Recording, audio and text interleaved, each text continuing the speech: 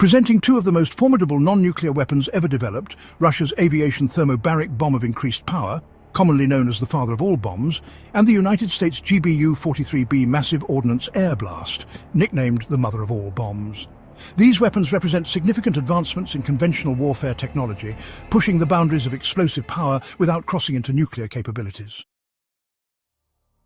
Developed by the Air Force Research Laboratory at Eglin Air Force Base, Florida, in 2002 to 2003. Created during the Iraq War era to replace the Blue 82 Daisy Cutter and intended as a psychological weapon to demoralize enemy forces through its sheer size and destructive capability. First tested on March 11, 2003, with successful detonations validating its design. Developed by the Russian Tactical Missile Corporation and first tested in 2007. Designed as a response to the US MOAB, aiming to surpass its explosive power and demonstrate Russia's prowess in thermobaric weapon technology. Unveiled to the public via Russian state television, emphasizing its superior destructive capabilities. MOAB, yield equivalent to 11 tons of TNT.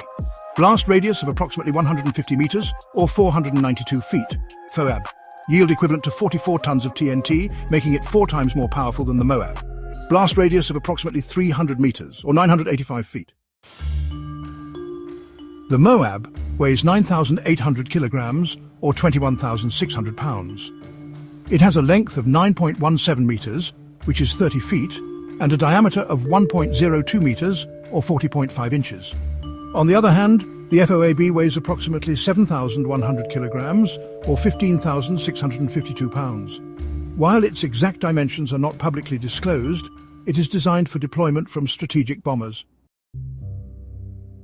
The MOAB uses H6 explosive, which is a mixture containing RDX TNT and aluminum powder. Meanwhile, the FOAB employs a thermobaric explosive of a classified composition, leveraging atmospheric oxygen for a more potent blast. The MOAB detonates above ground to maximize blast effects. It generates a massive shockwave and overpressure, making it highly effective against surface targets, caves, and tunnels. The explosion consumes the explosive material without relying on atmospheric oxygen.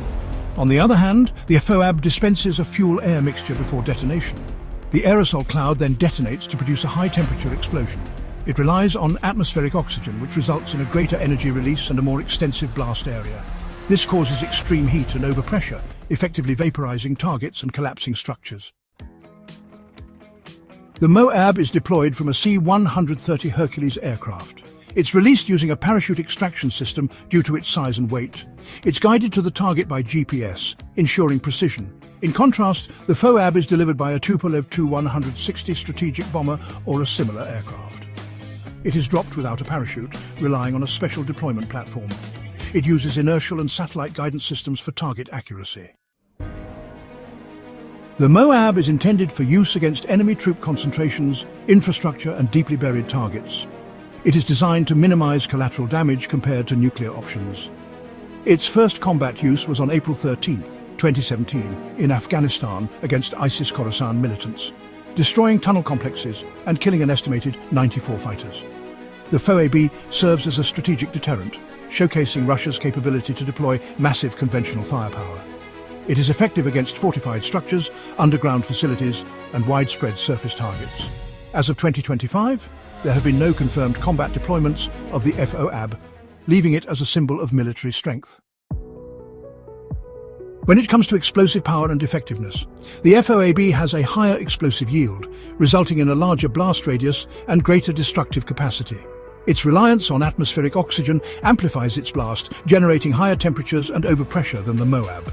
In terms of technological advancements, the MOAB utilizes conventional high-explosive technology with GPS guidance for precision. The FOAB, however, incorporates advanced thermobaric principles, representing a significant development in fuel-air explosive weapons.